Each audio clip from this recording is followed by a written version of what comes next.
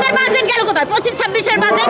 আমাদের এক দফা এক দাবি, আমরা ভাতের জন্য আসি নাই, আমরা ন্যায্য অধিকার আদায়ের জন্য এসেছি। আমরা তো ধানের শীষেই ভোট দিছি, আমরা তো আর অন্য কিছুতে ভোট দেই নাই। তাহলে আমাদের কেন দিবে না? আমাদের নীতিমালা ছিল, আমাদের সব আছে, আমাদের বেতন দিতে হবে। আমরা বললাম না আমরা ভাতের জন্য আসি নাই, আমরা ন্যায্য অধিকার আদায়ের জন্য এসেছি।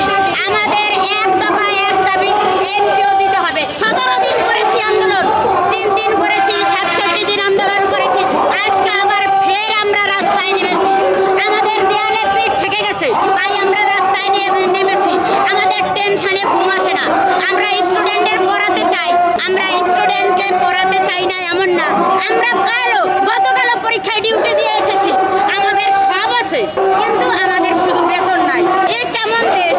পৃথিবীর কোনো দেশ আছে যে দেশে শিক্ষকরা রাস্তায় নামে ভাতের জন্য, যেখানে ন্যায্য মজুরির জন্য শিক্ষকরা রাস্তায় নামে? পৃথিবীর কোনো দেশ নাই, বাংলাদেশেও কেউ নাই, শুধু আছে শিক্ষকরা। আর এই শিক্ষকরা আছে বললাম না, মায়ায় আছে, নেশায় আছে। এরা টাকার লোভী না, এদের নেশা আর মায়া যে আমরা মানুষ গড়ার কারিগর, তাই আমরা মানুষ গড়ব।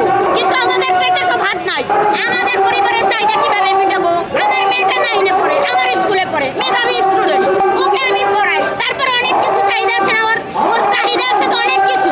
আমার মেয়ে কিভাবে কারিগর হবে? আমার মেয়ে বলতেছে মা আমি অক্সফোর্ডে পড়বো, তোমার কোনো টাকা পয়সা লাগবে না, আমি অক্সফোর্ডে পড়তে চাই। অক্সফোর্ডে মেধা দিয়ে যায়, ওখানে টাকা লাগে না। কেন বলে জানেন? বলে বেতন পায় না আমার মা বেতন পায় না, তাই ভালো প্রতিষ্ঠানে আমরা পড়তে পারি না। আমার স্কুল খারাপ না, বলবো না যে অন্য স্কুল ভালো প্রতিষ্ঠান। আমার স্কুলে এবারও 38 জন পরীক্ষা দিয়েছে, এ প্লাস পাবে 4 জন। এরকম স্টুডেন্ট আমরা করি, আমাদের কোনো তাই কমতি নাই, শুধু নাই বেতন। আমাদের বেতন দেন, আমরা চলে যাই। মিলন স্যার বলছে যে আমরা পুনরায় আবেদন যাচাই বাছাই করব, তারপরে আমরা 26-27 সালে এমপিও দেবো। কেন আমাদের বাজেট গেল কোথায়? 25-26-এর বাজেট। আমাদের সেই বাজেটের থেকে আমাদের টাকা দেন কেন? আমাদের জন্য তো বাজেট হয়েছে। কেন প্রত্যেক বছর আমাদের বাজেট হয়? আমাদের বাজেটটা কি করেন আপনারা?